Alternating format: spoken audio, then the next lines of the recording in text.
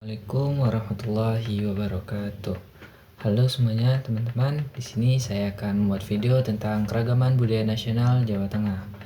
Sebelumnya, perkenalkan, nama saya Muhammad Kisbunaja dari kelas 11 I1. Langsung saja kita masuk ke materi pertama, yaitu tentang profil singkat. Jawa Tengah adalah salah satu provinsi yang ada di Pulau Jawa. Ibu kotanya terletak di Kota Semarang. Jawa Tengah resmi menjadi provinsi sejak disahkan Undang-Undang Nomor 10 Tahun 1950.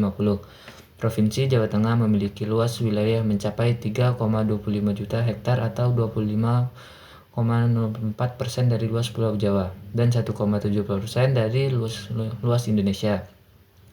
Wilayah tersebut terdiri dari 29 kabupaten, 6 kota, 537 kecamatan, 759 kelurahan, dan 7.809 desa.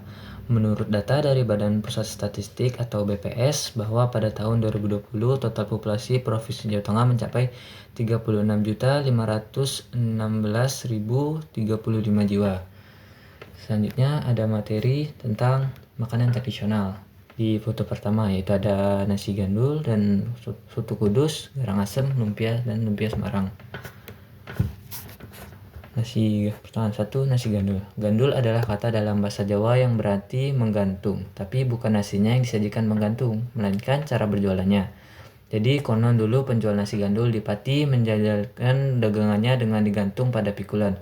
Nah, dari situlah kemudian muncul nama nasi gandul. Nasi gandul adalah nasi putih yang diberi lauk empal atau daging sapi, bumbu bacem, lalu diguyur kuah bercita rasa gurih. Selanjutnya ada soto kudus. Soto kudus adalah soto yang berasal dari Kudus, Jawa Tengah. Soto kudus hampir mirip dengan soto Lamongan. Soto kudus berisi suiran ayam dan toge. Terkadang soto kudus juga menggunakan daging kerbau. Kuahnya lebih bening. Soto kudus dalam penyajiannya memiliki tradisi diingkan dalam mangkuk kecil. Untuk satu porsi soto kudus tidak ada menggunakan daging sapi karena penghormatan Muslim Kudus terhadap agama Hindu, yang mana sapi adalah hewan yang mereka anggap suci. Namun hal ini hanya sebatas anjuran yang berasal dari Sunan Kudus. Dia mengajari orang Islam untuk menghargai agama lain, khususnya agama Hindu. Selanjutnya ada garang asem. Garang asem telah menjadi sajian populer di beberapa daerah seperti Kudus, Semarang, Grobogan, dan Pekalongan. Banyak versi sejarah yang menyebut asal-usul nama garang asem. Nama garang asem sendiri diambil dari rasa pedas dalam bahasa Jawa, yaitu garang dan asem, karena rasa asam yang dimilikinya.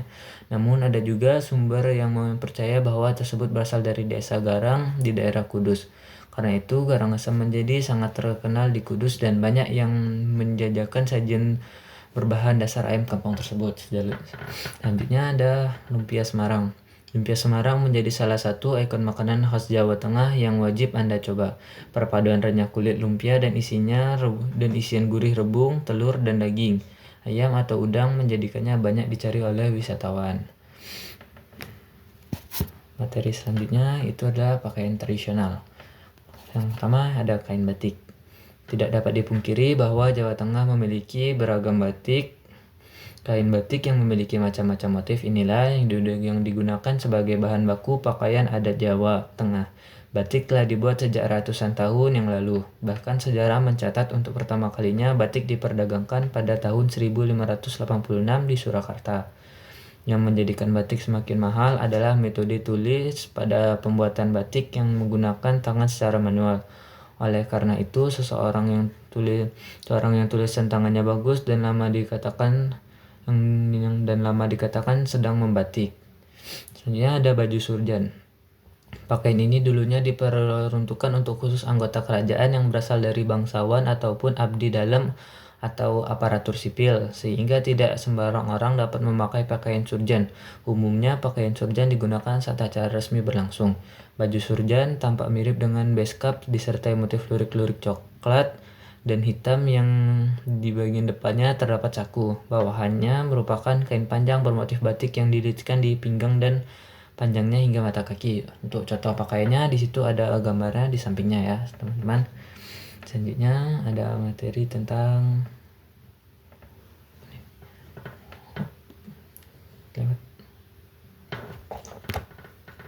permainan tradisional.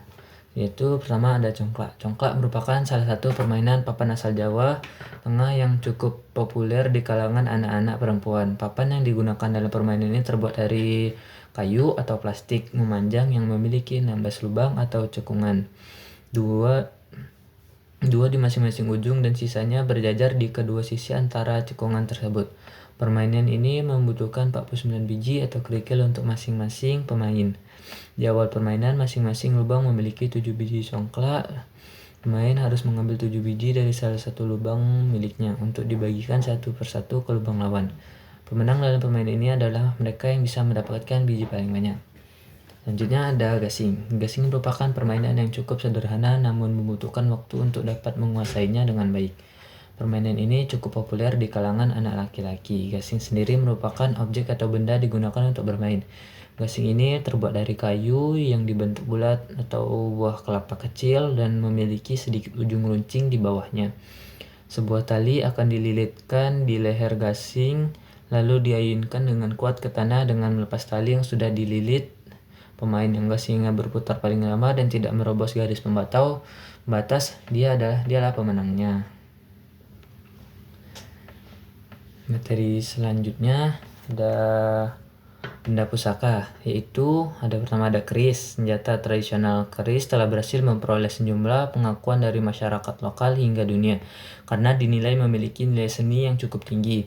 Keris sendiri dapat dibuat dengan menggunakan berbagai macam bahan dan pada umumnya setiap daerah memiliki perbedaan dari bahan dan model yang digunakan. Saat ini, keris Jawa Tengah lebih banyak digunakan sebagai aksesoris pakaian adat atau souvenir untuk dikoleksi. Selanjutnya ada condroso. Condroso adalah salah satu senjata tradisional Jawa Tengah yang memiliki bentuk unik. Bentuknya mirip seperti tusuk konde yang biasanya digunakan sebagai hiasan pada sanggul dalam busana pernikahan adat Jawa. Bahkan dalam beberapa adat pernikahan, condroso masih digunakan sebagai bagian dari hiasan mempelai wanita. Condroso adalah simbol dari harkat, martabat, kekuatan, dan kemandirian wanita Jawa sejak zaman dahulu. Di masa lalu, wanita Jawa terkenal sebagai sosok yang harus mampu menjaga diri dan mengatasi berbagai situasi. Alih-alih hanya sekedar mempercantik penampilan, senjata tradisional ini tak kalah tajam dan mematikan. Setelah diasah tajam, condroso digunakan dengan menusukkan ke area vital lawan sehingga ampuh melumpuhkan lawan. Itu adalah lagu daerah.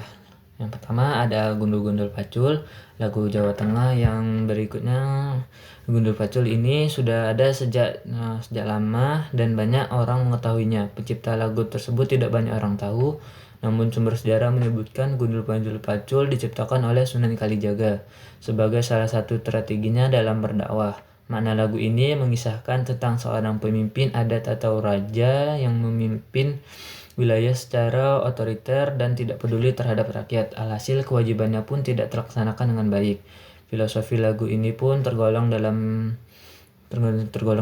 yakni mengenai pembelajaran terkait kepemimpinan, rasa tanggung jawab, hingga menjaga kehormatan. Beberapa kata dalam lirik lagunya pun melambangkan hal-hal tertentu.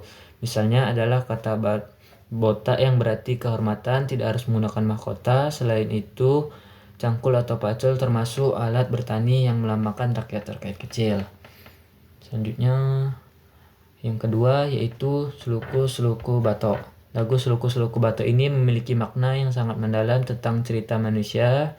Makna syair sholawat ini juga mengingatkan manusia terhadap penciptanya untuk selalu berzikir dan sholat agar bisa mendapat perlindungan. Mengutip dari berbagai sumber, manusia selagi masih hidup maka gunakan untuk melaksanakan ibadah dengan baik karena kematian bisa datang kapan saja.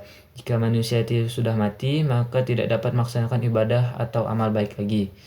Lirik dari lagu Sluku-Sluku Batok ini memberi pesan religius untuk tetap belajar dalam kehidupan dan menghabiskan waktu untuk bekerja. Manusia juga perlu mengistirahatkan batok atau kepala agar di hari esok kembali pulih dan segar dalam bekerja. Mungkin itu saja yang bisa saya sampaikan. Terima kasih. Wassalamualaikum warahmatullahi wabarakatuh.